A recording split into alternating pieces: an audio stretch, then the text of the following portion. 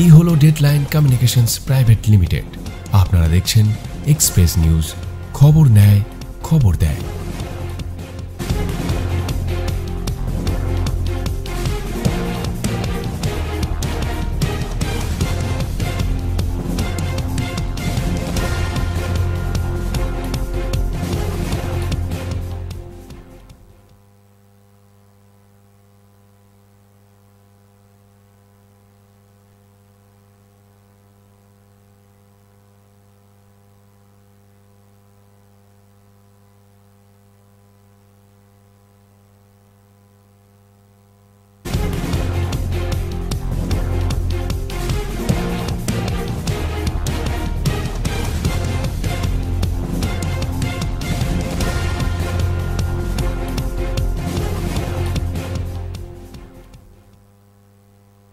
নমস্কার, আমি বিপ্লব ভট্টাচার্য। প্রতি সোমবারের মতন আজকেও এসেছি আপনাদের কাছে, আপনাদের সামনে আমাদের এক্সপ্রেস নিউজের সমস্ত দর্শকদের শুভ সন্ধ্যা জানাই। গতকাল আজকে ঠিক বলবো না, গতকাল 8 তারিখ ছিল আমাদের world physiotherapy day. World physiotherapy day আজকের দিনে ফিজিওথেরাপি সমাজে সকল মানুষের কাছে খুব পরিচিত একটি বিষয়। কেন আমাদের প্রতিদিনকার স্বাস্থ্য সচেতনতার মধ্যে ফিজিওথেরাপি একটি উল্লেখযোগ্য একটা সমাধান আর কি। তো সেই ফিজিওথেরাপি ডের সামনে রেখে বা সেই দিনটিকে উৎসর্গ করে আমরা আজকে আমাদের সঙ্গে পেয়েছি ফিজিওথেরাপি বিশেষজ্ঞ আমাদের দুর্গাপুরেরই শ্রীমতী জয়িতা মিত্রকে। নমস্কার। নমস্কার। আপনাকে প্রথমেই যেটা জানাই যে ফিজিওথেরাপি ডে ছিল গতকাল 8 তারিখ ছিল। ফিজিওথেরাপি, আপনি দুর্গাপুরে ফিজিওথেরাপি নিয়ে অনেক দিন ধরে কাজ করছেন, দুর্গাপুর সংলগ্ন এলাকায় সবাই আপনার পরিচিতি সম্পর্কে খুব ওয়াকিবহাল। আমাকে প্রথমে একটু বলুন, ফিজিওথেরাপিটা হঠাৎ করে এতটা কেন মানুষের মধ্যে খুব উৎসাহজনক বা খুব প্রচলিত একটি স্বাস্থ্য সমাধান হিসেবে উঠে এলো?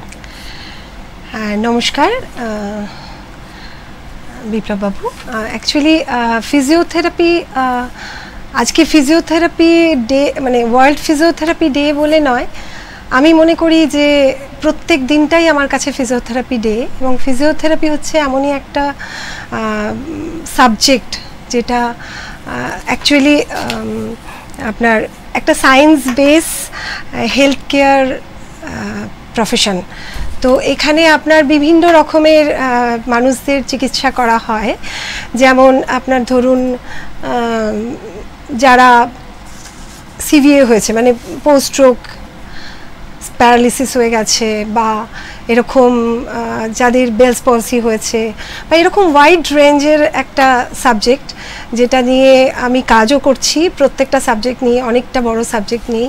তো সেখানে এটা শুধুমাত্র একটা কোনো স্পেশালাইজড ট্রিটমেন্ট নয়, একটা হোল ফিজিওথেরাপিটা হচ্ছে mainly electrotherapy and exercise therapy. Total একটা ফিজিক্যাল থেরাপির মাধ্যমে পেশেন্টদেরকে নিজের পুরনো জায়গায় ফিরিয়ে নিয়ে যাওয়া, মানে তারা যে অসুস্থতার পথে এগোচ্ছে সেখান থেকে পুরনো জায়গায় ফিরিয়ে নিয়ে যাওয়া, সেটাই মেন কারণ। ফিজিওথেরাপি, আপনার বক্তব্য অনুযায়ী ফিজিওথেরাপি হচ্ছে এমন একটি থেরাপি বা এমন একটি পরিচর্যার বিষয় যাতে রোগী তার পূর্বাবস্থায় ফিরে যাওয়ার একটা প্রচেষ্টা করতে পারে, এবং সেটা যথেষ্ট মানে তার মধ্যে আপনার শুধু থেরাপি নয়, আপনি বলছেন তার মধ্যে আপনার ইলেকট্রোথেরাপিও তার মধ্যে। Electrotherapy and exercise therapy, both therapy. ইলেকট্রোথেরাপিটা কি আপনার আগে ছিল না এটা এখন আপনার? না, আমরা যবে থেকে পড়াশোনা করেছি ইলেকট্রোথেরাপি ছিল, তবে নতুন এখন এসে আরো অনেক উন্নত কিছু মানে ইলেকট্রোথেরাপি নতুন বেরোচ্ছে। যেমন আমরা যেগুলো তখন পাইনি, সেটাতে এখন আরো সুবিধা হয় ট্রিটমেন্ট করার। তো সেই হিসেবে আপনাকে বলবো, যেমন আগে আমরা করেছি shortwave diathermy, ultrasound therapy, tense therapy, এগুলো বরাবরই ছিল। কিন্তু তারপরে পরবর্তীকালে এলো আপনার লেজার থেরাপি, এখন যেমন লং ওয়েভ ডায়াথার্মি আছে। তারপরে এমন একটা ট্রিটমেন্ট আছে যেটা আগেকার দিনে আমাদের ওয়্যাক্স থেরাপি যেটা হতো, সেটা কারোর হাঁটু ব্যথা হয়েছে, তাকে নিয়ে গিয়ে ওয়্যাক্স মেশিনে বসিয়ে দিতে হতো, এবং পেশেন্টকে সেই জায়গায় বসানো বা সেখানে তাকে অ্যাকোমোডেট করাটা অনেক ক্ষেত্রে অসুবিধাও হতো, কিন্তু অসুবিধার সাথে সাথে এখন যেটা বেরিয়েছে হাইড্রোকোল্যাটারাল বলে একটা থেরাপি, যেটার মধ্যে কিছু আপনার এটা উন্নত চিকিৎসা এখন যেটা হয়েছে, তো ওটা হচ্ছে আপনার ওই হাইড্রোকোল্যাটারালটার মধ্যে এমন একটা সিলিকন জেল বেস থাকে যেটা নিয়ে গিয়ে পেশেন্ট যেখানে কমফোর্টেবল তাকে সেই বেডে রেখে সেখানে নিয়ে গিয়ে আমরা হট থেরাপিও দিতে পারি এবং ক্রায়োথেরাপিও অ্যাপ্লাই করতে পারি। এরকম অনেক নতুন নতুন মেশিন এখন বেরিয়েছে ইলেকট্রোথেরাপি, যেগুলো দিয়ে আমাদের ট্রিটমেন্ট প্রসিডিওরটা অনেক বেটার হচ্ছে। আচ্ছা, আমাকে আরেকটা জিনিস বলুন, এই ফিজিওথেরাপির সঙ্গে অনেকেই গুলিয়ে ফেলে একটা জিনিস, সেটা হচ্ছে যে আপনার ওই যোগা থেরাপিটাকে। এই দুটো কি সম্পূর্ণ আলাদা না দুটো একে অপরের পরিপূরক? দুটো আলাদা ঠিকই, কিন্তু যেহেতু আমি একজন ফিজিওথেরাপিস্ট এবং পারস্পরিকভাবে আমি একজন যোগা থেরাপিস্ট, আমি আপনাকে দুটো সাবজেক্ট নিয়েই বলছি যে আমার যে ট্রিটমেন্ট প্রসিডিওরটা ওটা কিন্তু আমি একটা ফিজিওথেরাপি এবং যোগা থেরাপিকে কম্বাইন্ড করে যখন ট্রিটমেন্টটা দিই সেটা অনেক বেটার হয়। ফিজিওথেরাপি ইন দ্য সেন্স যে এক্সারসাইজ থেরাপি, সেটা হচ্ছে আপনার পার্টিকুলারলি কোনো জয়েন্টস বা কোনো আপনার মাসলসের এক্সারসাইজ করানো, কিন্তু যোগা থেরাপি যেটা সেটা হোল, যে মানে ধরুন যে আপনার একটা প্যারালিসিস পেশেন্ট, তাকে তো আমি যোগা করাতে পারবো না, তো তাকে আমাকে করাতে হবে আপনার আগে ফিজিওথেরাপি কিছু স্পেশাল এক্সারসাইজ ট্রেনিং দিয়ে, যেমন পিএনএফ বা এই ধরনের টেকনিকগুলো দিয়ে তাকে ট্রিটমেন্ট করে তাকে আগে কিছুটা পুনরায় সেই আগের অবস্থায় নিয়ে গিয়ে তারপরে তাকে আমি যোগা থেরাপি দিতে পারি। তো যোগা থেরাপি সবার জন্য নয়, ফিজিওথেরাপিটা যেমন আমি অলমোস্ট সবাইকেই দিতে পারি, কিন্তু যোগা থেরাপিটা যারা সুস্থ, যারা ঠিক মতোভাবে নিতে পারবে তাদেরকে সেই জায়গায় নিয়ে গিয়েই তবে দেওয়া যায়। তার এই যে আজকাল একটা খুব সুন্দর প্রবণতা দেখা যায় যে আমাদের সকালবেলার দিকে আমরা দেখি যে আমাদের পরিবেশের মধ্যে অনেকেই সকালবেলার দিকে দেখি মর্নিং ওয়াক করে, তারপরে গিয়ে আপনার রাস্তাঘাটে বা বিভিন্ন জায়গায় যোগা করছে। তো এইটার সঙ্গে ফিজিওথেরাপির কোনো সম্পর্ক নেই? না, সম্পর্ক তো অবভিয়াসলি আছে, কিন্তু যোগার পার্টিকুলার কিছু এক্সারসাইজেস যেটা কিনা আপনার ফিজিওথেরাপির পার্ট। আচ্ছা, কিন্তু যোগা আমি যদি একটা পেশেন্টকে বলি পশ্চিম উত্থাসন করতে, তার স্লিপ ডিস্ক আছে, তার কোমরে ব্যথা আছে, তাকে তো পশ্চিম উত্থাসনটা আমি দিতে পারবো না, সেটা যোগা থেরাপির একটা লিমিটেশন আছে। কিন্তু ফিজিওথেরাপিতে আপনার সবার জন্য, ফিজিওথেরাপিটা আমার যে ধরনের পেশেন্টই আসুক না কেন তাকে যেভাবে এক্সারসাইজ করানো হোক। ফিজিওথেরাপির ক্ষেত্রে আপনার মানে আজকের দিনে বিভিন্ন রকম, যেহেতু ফাস্ট লাইফটা খুব বেড়ে গেছে আমাদের সমাজে, মানে অ্যাক্সিডেন্ট প্রচুর হচ্ছে আজকাল রাস্তাঘাটে একদম, এবং তারপরে দেখা যায় যে অ্যাক্সিডেন্টের পরে আমাদের যেটা হয় যে অপারেশন তো নয় হলো, কিন্তু সেটা কি আবার ওই অপারেশনের পরে পোস্ট অপারেশন সেশনে যে মাসেলগুলোকে আবার পূর্বাবস্থায় ফিরিয়ে নিয়ে আসা, সেই জায়গাটা ফিজিওথেরাপির প্রচুর একটা পার্ট নিয়ে থাকে। নট অনলি, আমি আপনাকে একটা কথা বলি, নট অনলি যে পোস্ট অপারেটিভ কেস, প্রি অপারেশনেও কিন্তু আমাদের এমন কিছু অ্যাম্পুটেশনের আগেও আমাদের কিছু পার্ট থাকে। আচ্ছা আচ্ছা, তার সেই মাসেল গেইন করা, বা ধরুন কেউ একটা হিস্টেক্টমি করাতে যাচ্ছে, তার কি কি প্রবলেম হতে পারে, তার আগে কিছু পেলভিক ফ্লোর মাসেল এক্সারসাইজ দিয়ে তার পেলভিক ফ্লোর মাসেলটাকে স্ট্রং করা, এবং তার সাথে সাথে তারপরে কোন সময় থেকে তার পেলভিক ফ্লোর মাসেলের কিভাবে এক্সারসাইজ করাবো সেগুলো করতে হয়। এটা জাস্ট আমি একটা উদাহরণ দিলাম আপনাকে। তো ওই জন্য, বা অ্যাম্পুটেশন হয়েছে, কারোর অ্যাক্সিডেন্টে হাঁটুটাকে বাদ দিতে হচ্ছে, বা ক্যান্সার ফর্ম করেছে কোথাও, যার জন্য কোনো একটা শরীরের কোনো একটা অর্গানকে আপনার কোনো একটা এরিয়াকে বাদ দিতে হচ্ছে, তো সেই জায়গায় তার সেই ওরিয়েন্টেড যে মাসেলগুলো, সেই মাসেলগুলোকে আমার একদম বিরাট পাওয়ার আছে। তো এবার এইগুলোর ক্ষেত্রে মানে ধরুন এই ধরনের পেশেন্ট, যেটা আপনি বললেন যে ক্যান্সার বা আরও ক্রিটিক্যাল পেশেন্ট যারা আছে, তাদের ক্ষেত্রে ফিজিওথেরাপিতে যদি এই প্রি অপারেটিভ সেশনে যেটা তার আগে, সেক্ষেত্রে কি আপনি আপনারা কি পেশেন্টের যেখানে থাকে সেখানে গিয়ে আপনারা সার্ভিসটা দেন, না পেশেন্টকে আসতে হয় আপনাদের কাছে? না, অ্যাকচুয়ালি যদি আমি এথিক্যালি যেটা করি, যারা বেড রিডেন পেশেন্ট, একমাত্র বেড রিডেন পেশেন্টদের ক্ষেত্রেই আমরা হোম সার্ভিস দিয়ে থাকি। কিন্তু যারা হেঁটে চলে বেড়াতে পারছে, তারা যদি আমার কাছে আসে, আমার যে ফিজিওথেরাপি সেট আপ আছে, সেই সেট আপটাকে তো তুলে নিয়ে যাওয়া সম্ভব না। তো সেই ক্ষেত্রে আমরা সবসময় আমরা চেষ্টা করি যারা বেড রিডেন তাদের জন্য এথিক্যালি আমাদের যেতেই হবে, কিন্তু যারা বেড রিডেন নয় তারা যদি চেম্বারে আসেন, তাহলে আরো উন্নত যে সমস্ত ইলেকট্রোথেরাপিগুলো আছে সেগুলোর সাহায্যে তাদের চিকিৎসা আমরা করতে পারি। যতদূর আমি জানি আর কি, আপনার প্রথম ফিজিওথেরাপি শুরু হয়েছিল বোধহয় আমাদের 18 রুম হোস্টেলের ওখান থেকে। এক্স্যাক্টলি। তো সেখান থেকে আজকে আপনার সিটি সেন্টারের বুকে আপনার নিজের বাড়িতে বোধহয় আপনার নিজস্ব সেটআপ একটা না, প্রথম অ্যাকচুয়ালি 18 রুম হস্টেল না, তারও আগের কথা, 26 বছর হয়ে গেল আমার প্র্যাকটিস লাইফ। তো 26 বছর আগে একটা ক্লাব ভাড়া নিয়ে আমি শুরু করেছিলাম। এটা কোথায়? সেটা হচ্ছে আপনার, সেটার নামও ছিল ওটা হোস্টেল অ্যাথলেটিক ক্লাব। আচ্ছা। তারপরে আমি আসি 18 রুম হস্টেলে, যেখানে এখন অনেকটা অংশই আমি আমার এই সার্ভিসের জন্যই রাখতে পেরেছি। তার জন্য থ্যাঙ্কস টু ডিএসপি যে আমাকে এই জায়গাটাকে প্রোভাইড করেছে। সেটা এখনো অপারেটিভ? হ্যাঁ, ওটাও আছে এবং সিটি সেন্টারেও আছে। এছাড়া আমি বিধাননগরেও একটা চেম্বার খুলেছি, মানে খুলেছি, সেটা আপাতত কিছুদিনের জন্য বন্ধ আছে, সেটা আবার চালু করতে সবাই ওখানকার অ্যাপ্রোচ করছে, মানে ওইখানকার যারা অধিবাসী আছে তাদের জন্য আর কি।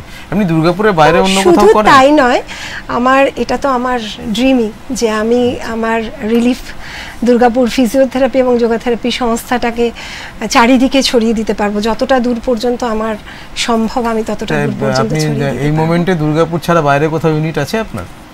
এই মুহূর্তে দুর্গাপুরেই আছে। দুর্গাপুরেই আছে, বাইরে কোথাও নেই, কিন্তু ভবিষ্যতে ইচ্ছা আছে। ভবিষ্যতে ইচ্ছা আছে। আরেকটা জিনিস যেটা আমি জানতে চাইছিলাম সেটা হচ্ছে যে আপনার এই 26 ইয়ার্স আপনার জার্নি পুরোটাই কি দুর্গাপুরের উপরে না আগে কোথাও ছিল? পুরোটাই আমার দুর্গাপুরে।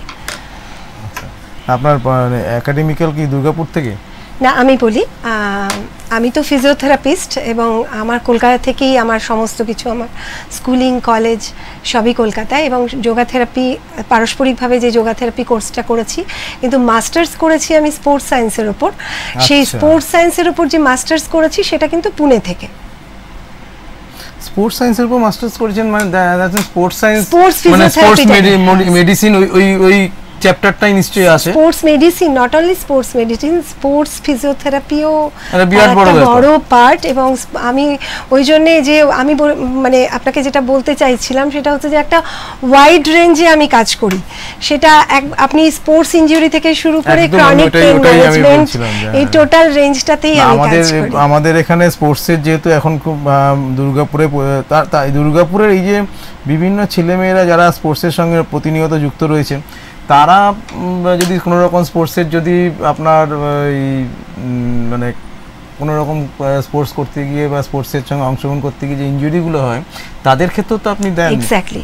এবং রিসেন্টলি আপনাকে একটা কথা বলি, সেটা হচ্ছে যে এখন এই একদম রিসেন্ট যে আমার ডিএমসি এবং এডিডিএ মিলে যে 250 বাচ্চা স্পোর্টস এবং অ্যাথলেটস যাদের ওনারা দায়িত্ব নিয়েছেন, আমি তাদেরও ফিজিওথেরাপির দায়িত্বটা নিয়েছি এবং ওনারা সেই স্বীকৃতিটা আমাকে দিয়েছেন।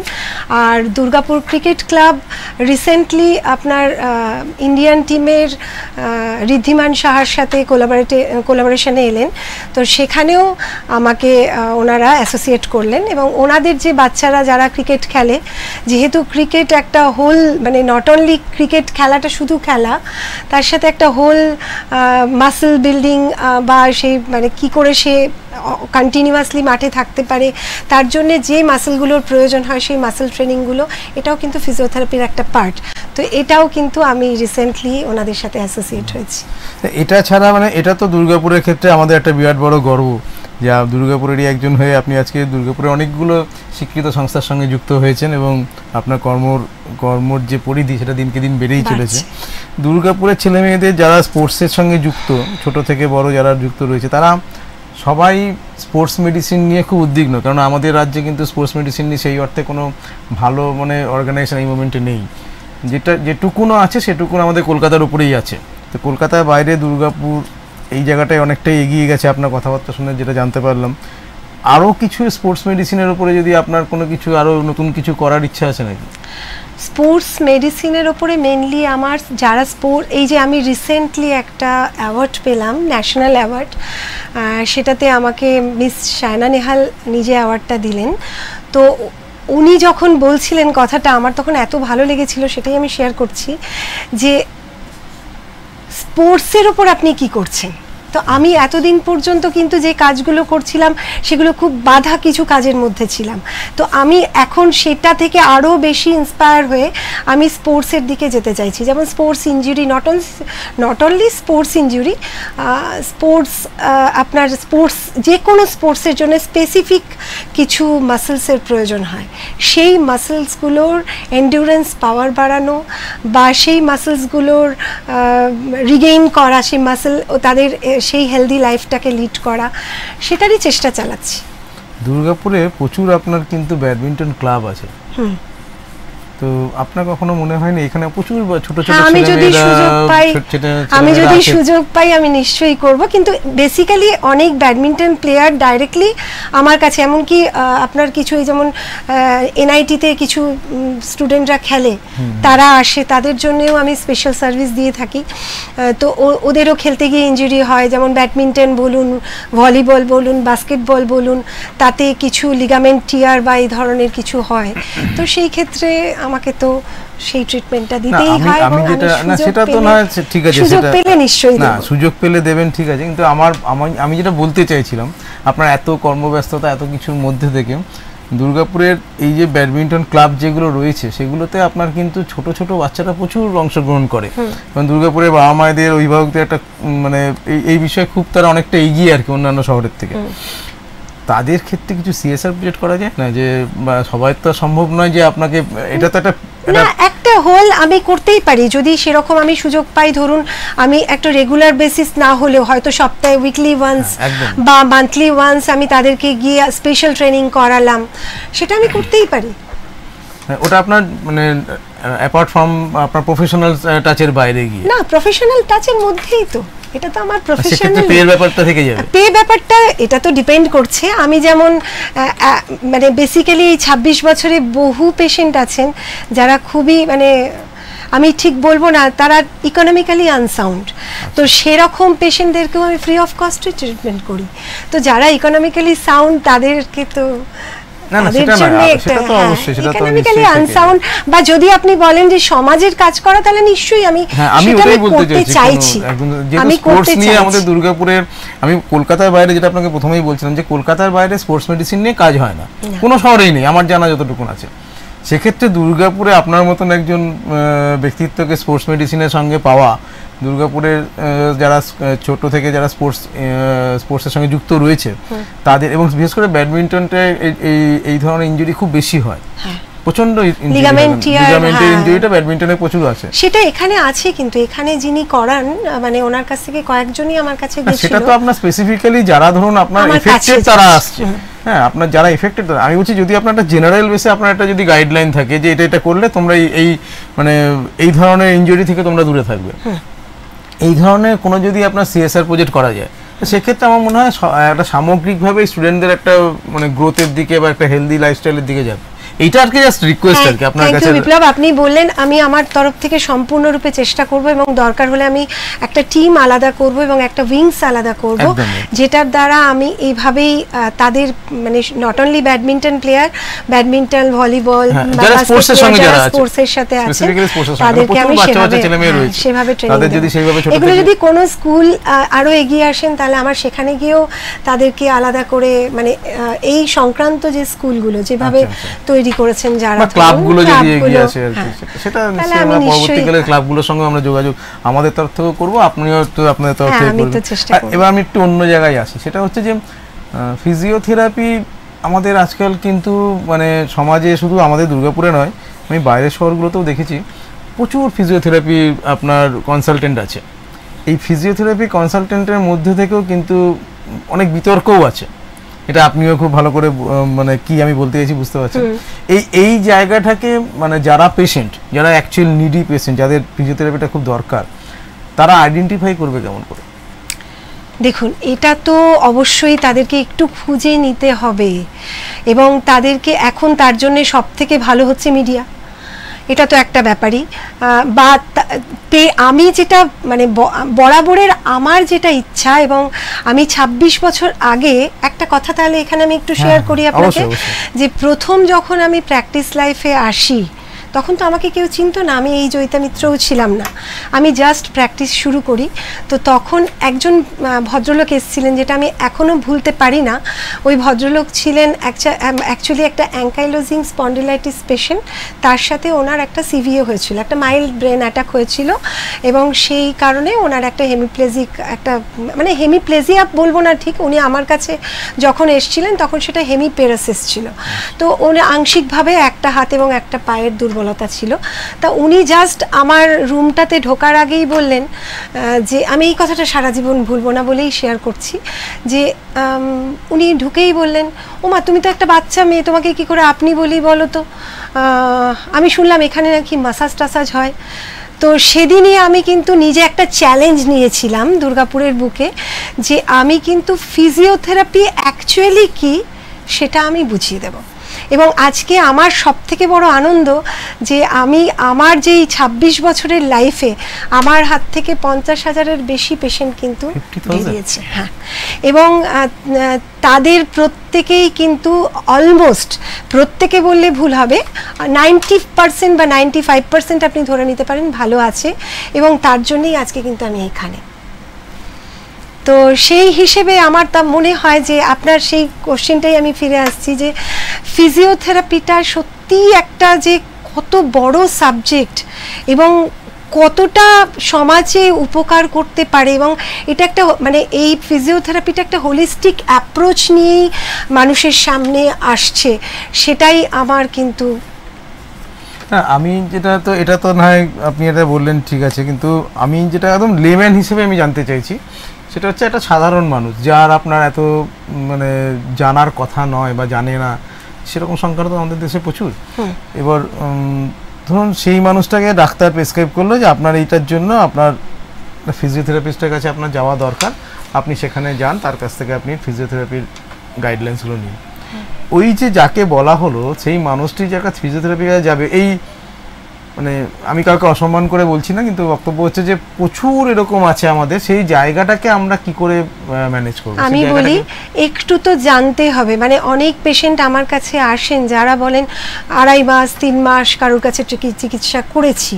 তো ব্যাপারটা একটু আমার মনে হয় যে এটা বুঝতে গেলে না 5 থেকে 7 দিন যদি কোনো এটা এরকম কোনো জায়গা নেই যে আপনার ফিজিওথেরাপিস্ট তাদের কোনো রেজিস্ট্রেশন নাম্বার, তাদের কোনো আইডেন্টিটি, অবভিয়াসলি একটা, হ্যাঁ যখন ডাক্তারদের রয়েছে ঠিক বলেছেন, একটা অবশ্যই ডিগ্রি হোল্ডার ফিজিওথেরাপিস্ট দরকার।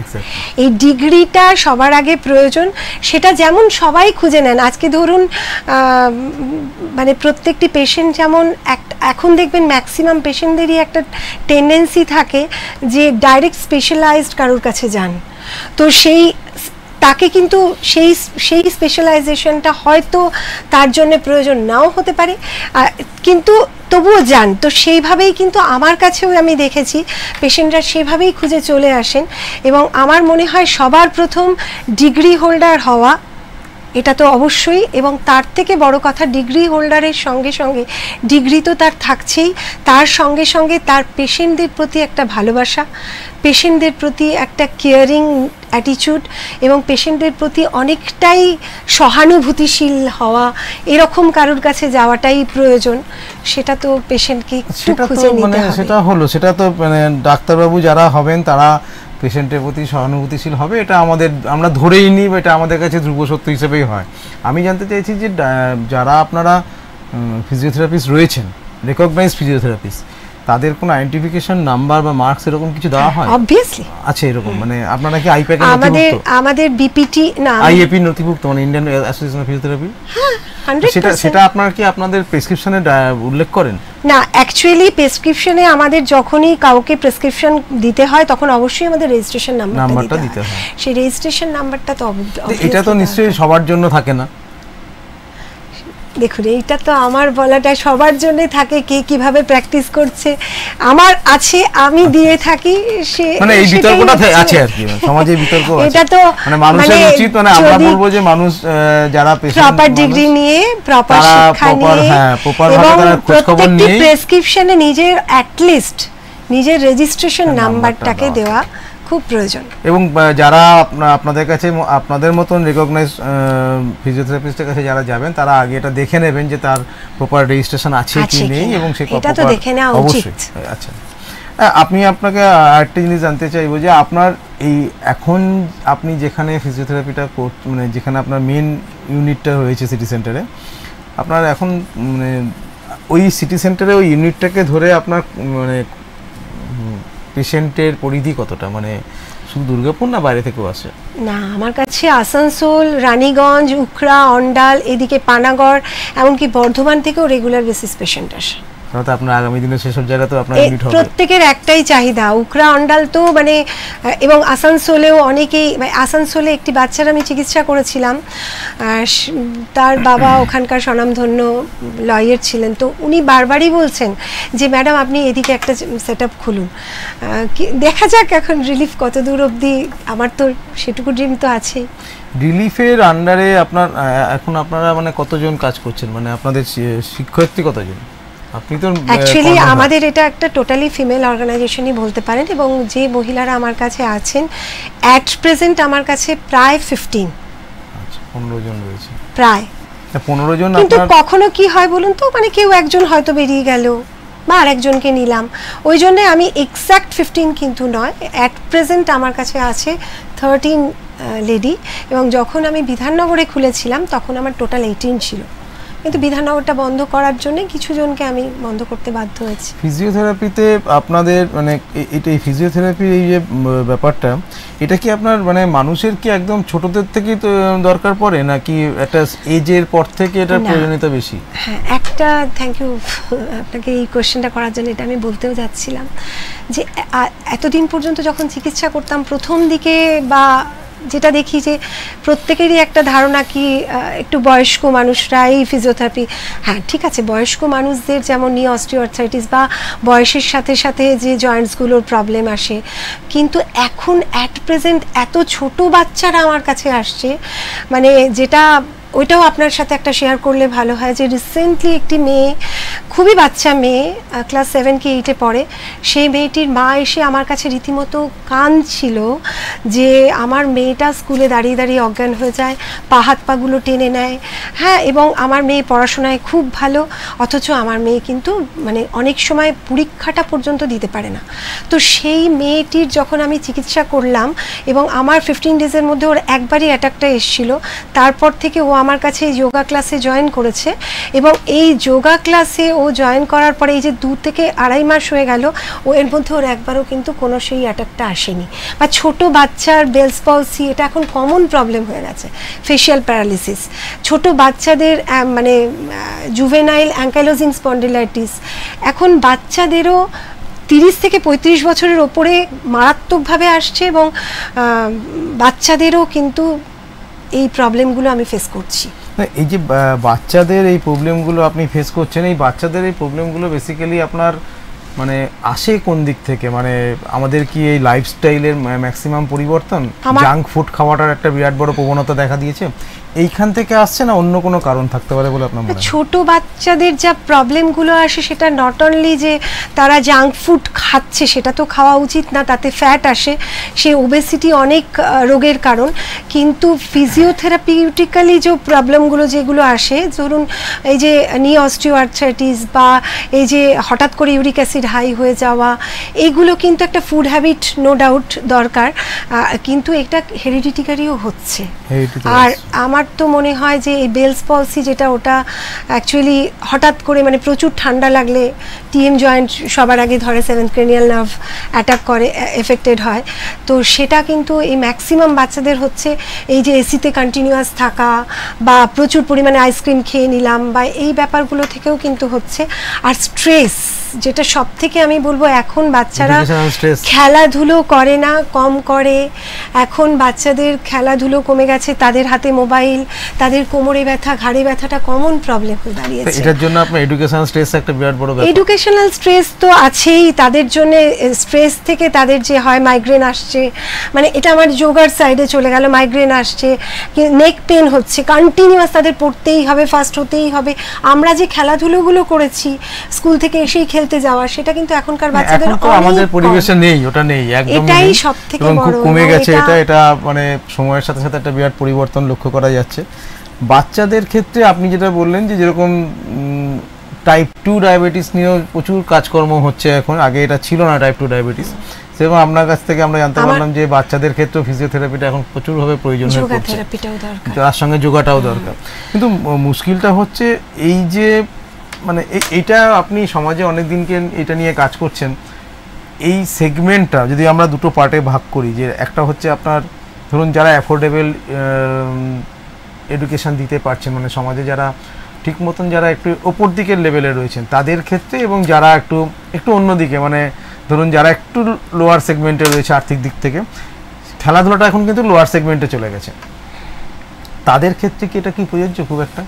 এই দুটো ভাগ আপনার কীরকম মনে হয়? অ্যাকচুয়ালি আপনি কোশ্চেনটা যদি আরেকবার করেন, আমি ঠিক মানে ঢুকতে পারলাম না ওটার মধ্যে, আপনি বলুন। আমরা এখন দুটো পার্ট দেখতে পাচ্ছি, একটা হচ্ছে যে এডুকেশনটাও দুটো পার্টের দিকে চলে গেছে। একটা ওপর দিকের এডুকেশন যেখানে আপনার ধরুন একটু হায়ার কোয়ালিটি এডুকেশন, সেখানে আপনার আর্থিকের দিক দিয়েও বা আর্থিক সচ্ছলতা যারা একটু ওপর দিকে রয়েছেন তাদের পার্টে একটা এডুকেশন আছে। আর একটা এডুকেশন আছে আপনার লোয়ার পার্টের দিকে, যেখানে আপনার ধরুন আপনি আমাদের যারা ধরুন সরকারি স্কুল যারা পড়ছে আর কি, এই দুটো পার্টের মধ্যে আপনি যেটা বললেন যে বাচ্চাদের স্ট্রেসের ব্যাপারটাই, দুটো পার্টে কিন্তু স্ট্রেসটা কিন্তু দুরকম হয়ে যায়। যেখানে আর্থিক দিক দিয়ে যারা অতি সচ্ছল বা সচ্ছল, তাদের ক্ষেত্রে হায়ার স্কুলগুলোতে যতটা চাপ দেয়, সরকারি স্কুলে অতটা চাপের প্রশ্ন থাকে না।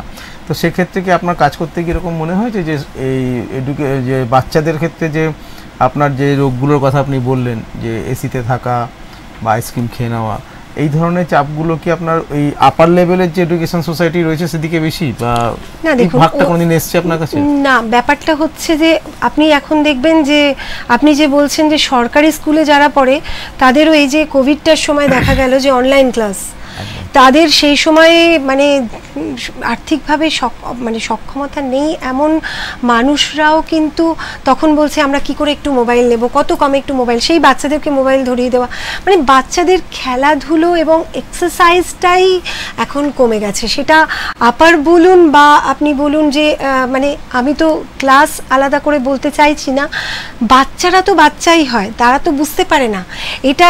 যদি গার্জেনরা একটু সেভাবে, যেমন আমার কাছে যে অনেক পেশেন্ট আসছে, বাচ্চা পেশেন্ট যারা যোগা করতে আসছে জুভেনাইল ডায়াবেটিস নিয়ে, এটা আপনি ভাবতে পারছেন, এটা হেরিডিটি হলেও এটা কিন্তু লাইফস্টাইলের সাথেও ডিপেন্ড করে। তো সব বাবা মারা যদি সেই জায়গাটা ভাবেন যে আমি আমার বাচ্চাটাকে সুস্থ রাখতে চাই সবার আগে, সেই সুস্থতাটা দিতে গেলে তাদেরকে একটু রেগুলার এক্সারসাইজের মধ্যে ফেলা।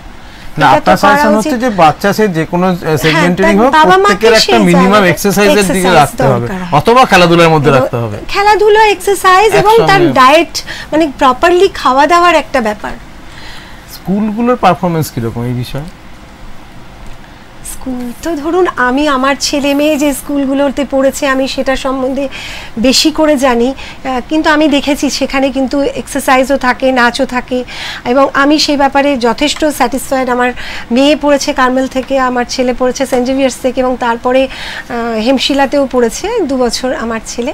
তো সেই হিসেবে আমি দেখেছি যে স্কুলগুলোতে কিন্তু যথেষ্ট এফোর্ট দেওয়া হয়, এবং অনেক স্কুল থেকে আমাকে ডেকেওছেন যে আপনি ম্যাডাম একটু যদি ওদের জন্য কিছু বলেন, যে আমাদের এখন যে স্পেশাল যোগা ডে হয়েছে বা এই ধরনের যে 21শে জুন সেদিন একটু আলাদা করে ওদেরকে ট্রেন করুন, বা এগুলো দেখেছি যে মানে টিচাররাও চায়, কোনো স্কুল বা কোনো গার্জেন বা কোনো টিচাররাই তো চাইবেন না যে বাচ্চারা অসুস্থ হয়ে পড়ুক, কিন্তু বাচ্চাদের এখন লাইফস্টাইলটা এমন জায়গায় পৌঁছে গেছে, তারা অনেক বেশি ওটাতেই খুশি যে আমি একটু টিভি দেখবো বসে, আমি একটু মোবাইল দেখবো, তাতেই আমরা খুশি। ছুটে খেলতে যেতে হবে, এটা ফোর্সফুলি পাঠাতে হবে আমাদের। এর সঙ্গে সঙ্গে আরেকটা দিকে একটুখানি আলোকপাত করার চেষ্টা করবো, সেটা হচ্ছে যে আমাদের দেশে বর্তমান সমাজে বা বর্তমান সময়ের সঙ্গে সঙ্গে দেখা যাচ্ছে যে অনলাইন সেগমেন্টটা খুব জোর পপুলার হয়ে গেছে। অনলাইন সেগমেন্ট মানেই আপনার হচ্ছে কম্পিউটার থাকবে, ল্যাপটপ থাকবে, সেটা নিয়ে বসে আপনার 10 থেকে 12 ঘন্টা কাজ করা, এটা একটা খুব সাধারণ রেগুলার একটা ডেইলি লাইফের মধ্যে চলে এসেছে। সেক্ষেত্রে আপনার যারা কাজ করছেন, মানে আমাদের মতন যারা এইসব কাজে ব্যস্ত বিজি রয়েছেন, তাদের ক্ষেত্রেও আপনার ঘাড়ের ব্যথা, কোমরের ব্যথা বা লো ব্যাক পেন, এইগুলো কিন্তু আসছে, যেটা আপনাদের এইবারের আমাদের ফিজিওথেরাপি ডেতে আমাদের ছিল লো ব্যাক পেন একটা ইস্যু ছিল এবারে, সেটাকে রেখে এইবারের ফিজিওথেরাপি ডেটা আপনাদের উল্লেখ করা হয়েছিল আর কি। তো এই সেগমেন্টে কাজ করার সময় আপনার কি মনে হয়েছে যে এইখানে কি কি ধরনের সাবধানতা অবলম্বন করা উচিত? আমি তো প্রত্যেকটি ক্ষেত্রেই আমি এই ইয়েগুলো ক্যাম্পগুলো আমি করে থাকি অফ অ্যান্ড অন, যে এই কোমরে ব্যথার জন্য স্পেশাল কিছু এক্সারসাইজেস থাকে, যেমন এক্সটেনশন স্পাইন, ফ্লেকশন স্পাইন, ওটা পেশেন্টকে বুঝেই আমাকে দিতে হয়। আর এইগুলো আমরা বলি না যে অনেকে বলে যে আপনি নিচে শোবেন, আমি কিন্তু সেটা কখনোই সাপোর্ট করি না। আমি বলি যে একটা নর্মাল বেড, কিন্তু অতিরিক্ত বেশি গদি থাকবে না এরকম বেডে শুন, কারণ একটা স্পাইনের একটা কার্ভেচার থাকে, আমরা যদি সাইড থেকে দেখি তাহলে আমাদের ওটাকে আমরা নর্মাল লর্ডোসিস বলি। আপনার সার্ভাইকাল স্পাইন থেকে নিয়ে কক্সিস পর্যন্ত একটা নর্মাল লর্ডোসিস থাকে, সেটাকে মেনটেন করতে গেলে কিন্তু আমাদের নর্মাল বেডে শুতে হবে। এবং মেনলি যদি আমরা তুলোর বেড যেগুলো বলি, বা আপনার ধরুন ওই ছোবড়ার সাথে স্পঞ্জ দেওয়া, হ্যাঁ এরকম কিছু লাইফস্টাইল, কিছু আমরা পশ্চুরাল কারেকশন দিয়ে থাকি, সেই পশ্চুরাল কারেকশনগুলো ভীষণভাবে দরকার হয়। আর এই কোমরে ব্যথা বলে বলছেন যেটা, আমি সেটা বলি, কোমরে ব্যথার অনেকগুলো কারণ আছে, কিন্তু আমাদের পশ্চার কারেকশন কিন্তু তার মধ্যে মেন। এই যে আমরা কন্টিনিউয়াস বসে কম্পিউটারে বসে আছি, আমার মানে লাম্বার রিজিয়নটা ফ্লেকশন পজিশনে থাকছে, এবং সবসময় ফ্লেকশন পজিশনে থাকলে অলরেডি কিন্তু একটা ডিফর্মিটি আসতে শুরু করে। বা ধরুন কেউ হারমোনিয়াম বাজায়, প্রচুর সময় বসে গান গাইছেন, তিনি আমাদের একটা দেখবেন একটা সাইড হয়ে বসার একটা টেন্ডেন্সি থাকে, সেক্ষেত্রে দেখেছি স্পাইনে একটা স্কোলিওটিক ডিফর্মিটি ডেভেলপ করে। তারপরে এমনিতে তো ধরুন আপনার লাইফস্টাইলের জন্যে আজকাল মেনলি যেটা হয়, বা যারা অনেক বেশি ওয়েট তুলছে তাদের একটা স্লিপ ডিস্কের প্রবণতা থাকে, প্রোল্যাপস ইন্টারভার্টিব্রাল ডিস্ক। তো সেই ক্ষেত্রে কিন্তু পশ্চার কারেকশন এবং কিছু স্পেশাল এক্সারসাইজ যেটা রেগুলার বেসিস করা উচিত। রিলিফ দুর্গাপুর ফিজিওথেরাপি ক্লিনিকের একটা কিন্তু নিজস্ব আপনার পেজ আছে, ফেসবুক পেজ, ওটাতে কিন্তু পেশেন্টদেরকে দেওয়া হয়, এবং সেক্ষেত্রে কিন্তু মাঝে মাঝে এক্সারসাইজগুলো গাইড করা হয়। লো ব্যাক পেন নিয়ে নতুন কোনো মানে হঠাৎ করে এই বছরের ফিজিওথেরাপি ডেতে লো ব্যাক পেনের উপর এতটা ফাস্টিং কেন দেওয়া হলো? এখন লো ব্যাক পেনটা অনেক বেশি মাত্রায় বেড়ে গেছে, এবং সেটা ম্যাক্সিমাম ক্ষেত্রে স্লিপ ডিস্কের প্রবলেম নিয়েই বেশি আসছে। আমি কাউকেই এখানে কোনো দোষ দেব না, কিন্তু কোনো এক্সারসাইজ কেউ যদি না জেনে, কালকেই আমার কাছে একটি পেশেন্ট এসেছিলেন যিনি কোনো একটি হসপিটালে চাকরি করেন, তিনি এসে কালকে আমাকে বলছেন আমি এরকম একটা এক্সারসাইজ করি, আমি পাটাকে টেনে করি। অ্যাকচুয়ালি প্রপার নলেজটা খুব দরকার, সেই নলেজ না জেনে যদি এক্সারসাইজ, অনেকেই এখন কিন্তু এক্সারসাইজ সম্বন্ধে খুব ওয়াকিবহাল, এবং আমাকে রেগুলার একটা এক্সারসাইজ করতে হবে, কিন্তু সেটা একটা প্রপার গাইডেন্সের মধ্যে করা দরকার। সে যদি প্রপার গাইডেন্সের মধ্যে করে তাহলে কিন্তু এই প্রবলেমগুলো থেকে অনেকটা ওভারকাম করতে পারবে, এবং লাইফস্টাইল এবং পশ্চার কারেকশন যদি প্রপারলি করে তাহলে কিন্তু অনেকটা। আমি কি একটা দুটো ছোট কথা বলে দিতে পারি?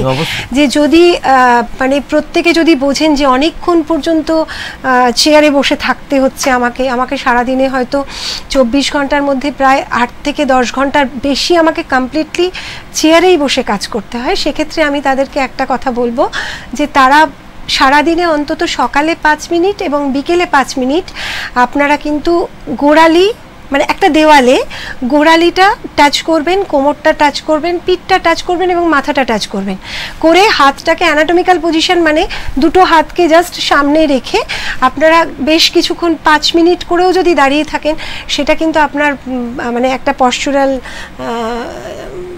কারেকশন দেবে এবং খুব ভালো এফেক্ট হয়। আর এছাড়া যখন আপনি বিছনা থেকে ঘুম থেকে উঠছেন তখন যদি আপনি নিজেকে একটু স্ট্রেচ করে নেন, পা দুটো নিচের দিকে, হাত দুটোকে ওপর দিকে, যেভাবে পারবেন সেভাবে যদি নিজের বডিটাকে একটু স্ট্রেচ করেন এবং উঠে জাস্ট নর্মাল, আমরা যেভাবে কথা বলতে গেলে ঘাড় ঘোরাই, বা আমরা একটা বসে আছি কখনো কোমরে কষ্ট হচ্ছে আমরা একটু হালকা পিছনে গেলাম, এই নর্মাল যে আমরা যেটাতে আরাম পাচ্ছি সেগুলোই কিন্তু এক্সারসাইজে, আর সেইগুলোই কিন্তু এক্সারসাইজের মডিফিকেশন। এবং ওই সময় যদি আমরা একটু সেভাবে নিজেদেরকে, সকালবেলা উঠলাম একটু হালকা ব্যাক স্ট্রেচ করলাম, একটু সামনের দিকে ঝুঁকলাম, যদি সামনের দিকে ঝুঁকে কষ্ট হচ্ছে তাহলে ঝুঁকলাম না, শুধু ব্যাক স্ট্রেচ করলাম, নিজেকে একটু স্ট্রেচিং করলাম, সেক্ষেত্রে কিন্তু অনেক ভালো থাকতে পারে। এই যে যেগুলো আপনি বললেন এগুলো তো মানে একদম খুব ডেলি মানে নর্মাল একদম মানে স্বাভাবিকভাবেই মানুষ এগুলো করতে পারে, এর জন্য কোনো স্পেশালিস্টের কাছে মানে যাওয়ার আগে মানে স্পেশালিস্টের কাছে মানুষ তখনই যায় যখন সে প্রচণ্ডভাবে বিপদে পড়ে, তার আগে সে যায় না। কিন্তু প্রত্যেকটা মানুষের, আপনার উপদেশ অনুযায়ী প্রত্যেকটা মানুষের তাদের নিত্যদিনের কাজকর্মের মাঝে এটা যদি করে তাহলে সে অনেকটা সুস্থ থাকবে। কেন এবার মানুষ এগুলো করার সময় পায় না, তারই মধ্যে 5 মিনিট 10 মিনিট একটু যদি নিজেকে ওয়ার্ম আপ করে নেওয়ার মতো করে যদি একটু নিজেকে মেইনটেইন করা যায় তো সেক্ষেত্রে তাহলে সেটা স্পেশাল গাইডেন্সে অবভিয়াসলি। এবার আমাকে একটা জিনিস বলুন, সেটা হচ্ছে যে আপনি এই যে এতদিন ধরে 26টা বছর ধরে আপনি এই পরিষেবা দিয়ে যাচ্ছেন মানুষকে, প্রচুর মানুষকে আপনি না আপনার সংস্থার নাম অনুযায়ী রিলিফ দিয়েছেন, এদের মধ্যে পুরুষ এবং মহিলা এই দুটোর পার্থক্য বা পার্সেন্টেজটা আপনি কীরকম পেয়েছেন? না, আমি সমান পার্সেন্টেজ পেয়েছি, কারণ আমি একটা জিনিস খুব মনে করি যে যখন আমি চিকিৎসা করছি তখন কিন্তু পার্সেন্টেজ বলতে আমি এটা বলতে চাইছি এফেক্টেড পারসন, মানে পুরুষের সংখ্যাটা, হ্যাঁ মানে পুরুষের আমি চাইছি জানতে চাইছি এটা সমাজে হ্যাঁ না মেয়েদেরটা বেশি আছে, এক্স্যাক্টলি এটাই জানতে চাইছি। হ্যাঁ, এটা না মোটামুটি almost on an average almost same. আচ্ছা আচ্ছা, অলমোস্ট সেম। তবে ম্যাক্সিমাম ক্ষেত্রে যেটা হয় আমি দেখেছি যে এটা বললে অনেকের হয়তো মনে খারাপ লাগতে পারে, কিন্তু হাউসওয়াইফ যারা ম্যাক্সিমাম ক্ষেত্রে আমি দেখেছি তাদের বাড়ির সংসারের প্রচুর কাজ থাকে এবং ম্যাক্সিমাম নিজেরাই করতে চান, কারণ যখন ঘরে থাকেন তাদের ঘরটাকে টিপটপ করে রাখা, এবং অনেকের এটা থাকে হয়তো ঝাড় দিয়ে মুছে চলে গেল কিন্তু হলো না, তারা আবার দিচ্ছেন। সেই ক্ষেত্রে না, বা ধরুন কারুর রান্না করার খুব বেশি নেশা থাকে বা সেলাই করার নেশা থাকে, সেক্ষেত্রে আমি দেখেছি সার্ভাইকাল স্পন্ডালোসিস এবং লাম্বার স্পন্ডালোসিসের হার অনেক বেশি, এবং ফ্যাটটা ম্যাক্সিমাম দেখেছি তাদের ক্ষেত্রেই আসে, এবং ফ্যাট থেকে কিন্তু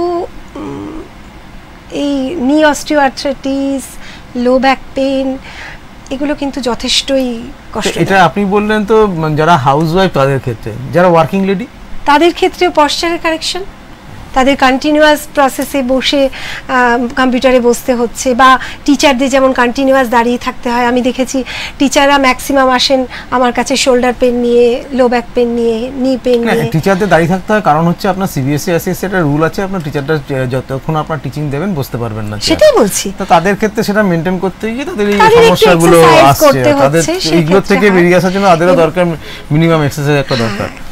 আর আপনার আরেকটা জিনিস যেটা আমি জানতে চাইছিলাম যে তবে এক্ষেত্রে একটা কথা বলার, যেহেতু আমি একজন মহিলা ফিজিওথেরাপিস্ট, মেবি আমার কাছে মহিলারা অনেক বেশি প্রেফার করেন, একদম ছেলেরাও আসেন, কিন্তু অবভিয়াসলি আমি তুলনামূলক কিছু মহিলা পেশেন্ট হয়তো একটু বেশি পাই। এটা আপনার অ্যাডভান্টেজ। না আমি তারা কমফোর্টেবল থাকে, তারা কমফোর্টেবল ফিল করে। না আমি আরেকটা জিনিস জানতে চাইছিলাম যে আপনি স্পোর্টস মেডিসিন একটুখানি পিছিয়ে যাচ্ছে, আমি স্পোর্টস মেডিসিন নিয়ে আপনি বলছিলেন, স্পোর্টস মেডিসিনে আমাদের এখানে যারা স্পোর্টসের সঙ্গে যুক্ত আছেন, মানে যেসব মানুষজন স্পোর্টসের সঙ্গে যুক্ত আছেন, তারা আপনার কাছে কতবার মানে আপনার কাছে রিকোয়েস্ট কি দিয়েছে সেরকমভাবে, যে সেরকম মনে হয় যে দুর্গাপুরে যারা স্পোর্টসের সঙ্গে কালচারের সঙ্গে যুক্ত আছেন তারা আপনাদের এই স্পোর্টস মেডিসিন সম্পর্কে কতটা ওয়াকিবহাল, সেটা একটু আমার জানার ইচ্ছা।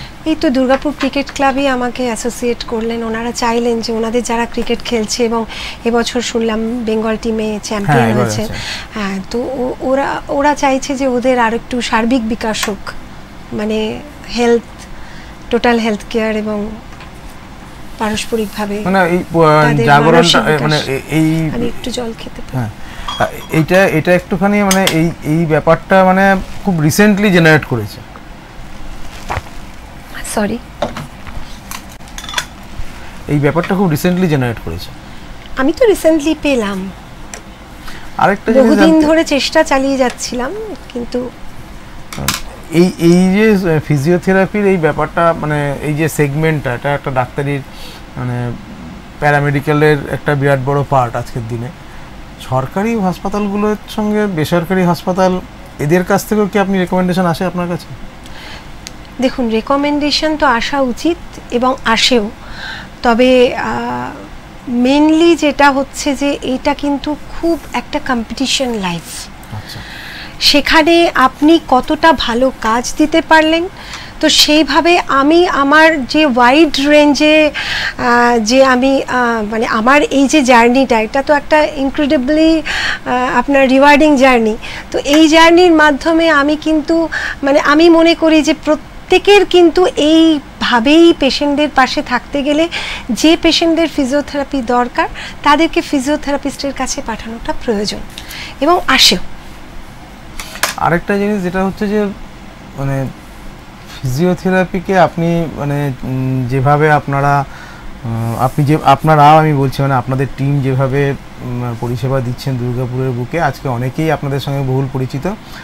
এটাকে আরও সাধারণ মানুষের মধ্যে ছড়িয়ে দেওয়ার জন্য, মানে যাতে মানুষ এটাকে মানে ট্রিটমেন্ট হিসাবে না দেখে ডেইলি লাইফের মধ্যে সহজভাবে নিয়ে তাদের নিজস্বভাবে ব্যক্তিগত তাদের স্বাস্থ্য সচেতনতা তৈরি করাটা, এই ব্যাপারটা নিয়ে আপনি কোনো রকম নতুন অন্য কিছু রকমভাবে ভাবছেন কিছু?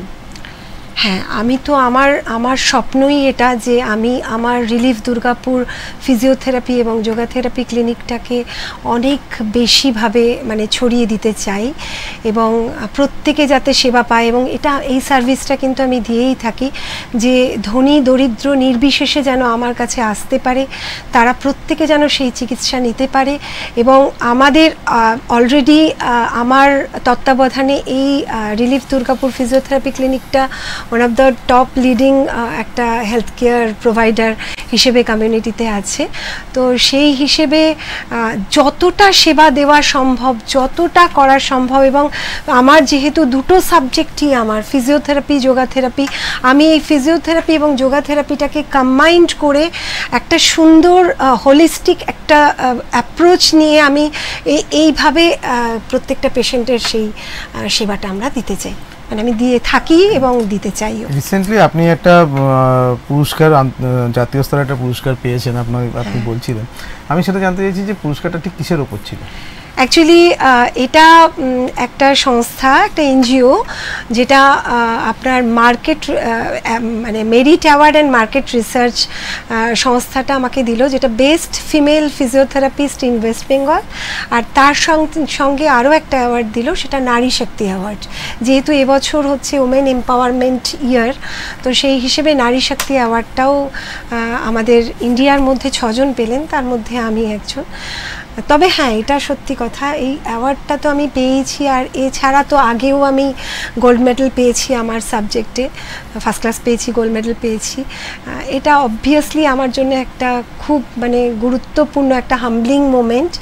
কিন্তু আমার অ্যাচিভমেন্ট যদি আপনি বলতে চান, সেটা কিন্তু আমার যে পেশেন্টরা খুব কষ্ট নিয়ে আমার কাছে আসে এবং তারা যাওয়ার সময় যে একগাল হাসি নিয়ে আমাকে বলে যায় যে ম্যাম আমি খুব ভালো আছি, এটা আমার জীবনের কিন্তু আমার সবথেকে বড় অ্যাওয়ার্ড আমি মনে করি। গোল্ড মেডেলটা কিসে পেয়েছিলেন?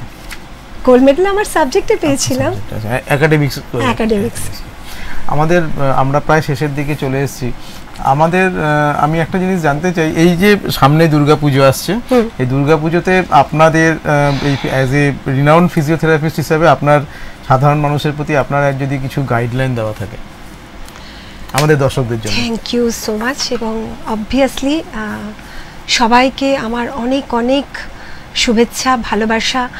এবং আমি চাই যে সমাজটা সুস্থতার দিকে এগিয়ে যাক এবং যে হোলিস্টিক অ্যাপ্রোচ নিয়ে আমি এই কাজটাকে চালিয়ে যাচ্ছি, আমি চাই প্রত্যেকে নিজেরা সচেতন হন, প্রত্যেকে রেগুলার বেসিস, খুব বেশিক্ষণ না, আধ ঘন্টা নিজের জন্য সময় দিন এবং খুব ভালোভাবে বাঁচুন, সুস্থভাবে বাঁচুন। নট অনলি যে আমি ফিজিক্যালি ফিট থাকছি, মানসিক দিক থেকেও যেন আমি ফিট থাকি, যে চেষ্টাটা আমি বহু বছর ধরে করে চলেছি, সেটাই আমি প্রত্যেককে বলতে চাই যে আপনারা সবাই মিলে সুস্থভাবে বাঁচুন, ভালো থাকুন, সুস্থ থাকুন এবং সমাজকে একদম পরিপূর্ণ সুস্থতায় ভরে দিন।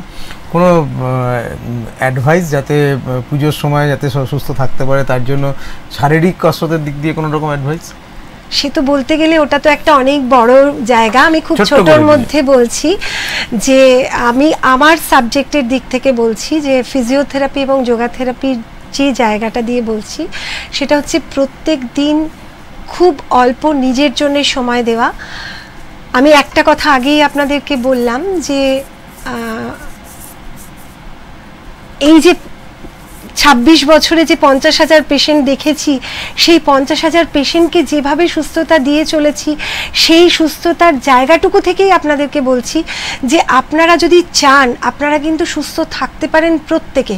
প্রত্যেককে খুব অল্প সময় দিতে হবে এবং সেই সময়টাতে একটা কোয়ালিটি লাইফ দিতে হবে। সেই সময়টাতে আপনার নিজের জন্যে ভাবতে হবে, খাওয়া দাওয়ার পিছনে একটু সময় দিতে হবে, একটু হেলদি ফুড নিতে হবে, একটু রেগুলার বেসিস এক্সারসাইজ করতে হবে, খুব অল্প এক্সারসাইজ হলেও রেগুলার বেসিস এক্সারসাইজ করতে হবে, আর একটু মেডিটেশনের মধ্যে থাকতে হবে। আর কিছু আপনি জানতে চাইছেন? আমরা একদমই শেষ পর্যায়ে চলে এসেছি, দুর্গাপুজো সামনে। আমাদের দর্শকদের বলবো যে আপনারা সবাই সুস্থ থাকুন, ভালো থাকুন, সবাই নিজেদের স্বাস্থ্যের প্রতি একটু হবে। নিজেদের ফিজিওথেরাপি দিদির মতন কথা শুনে যেটুকু আমরা জানতে পারলাম যে সবাই নিজের জন্য একটু অন্ততপক্ষে অল্প করে হলেও 5-10 মিনিট সময় দেবেন, যাতে নিজেদের স্বাস্থ্য নিয়ে নিজেদের স্বাস্থ্যের প্রতি নিজেরা সচেতন থাকতে পারেন। এই বলে আজকের অনুষ্ঠান শেষ করব। আগামী দিনে সবার সুস্থতা কামনা করি। আজকের জন্য এখানে।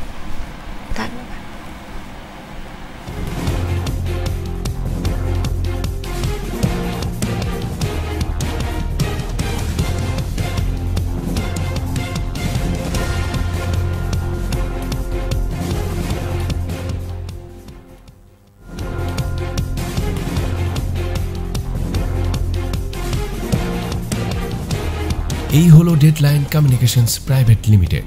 আপনারা দেখছেন এক্সপ্রেস নিউজ, খবর নেয়, খবর দেয়।